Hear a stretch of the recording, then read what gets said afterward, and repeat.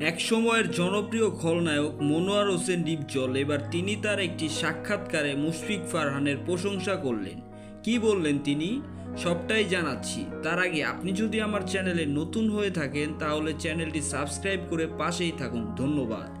এক সময়ের জনপ্রিয় খলনায়ক ও বিশিষ্ট ব্যবসায়ী মনোয়ার হোসেন ডিপজল সম্প্রতি তার একটি সাক্ষাৎকারে কথা বলেন ছোট পর্দার জনপ্রিয় অভিনেতা মুশফিক ফারহানকে নিয়ে। তিনি বলেন, ও অনেক ভালো ছেলে এবং ওর অভিনয় অনেক সাবলীল, যে কোনো ক্যারেক্টারে ও মানিয়ে নিতে পারে। অবসর সময়ে আমি ওর নাটক দেখি। সম্প্রতি ওর বাজি নাটকটি অনেক ভালো হয়েছে। একজন সাপুরের চরিত্রে খুব ভালো করেছে।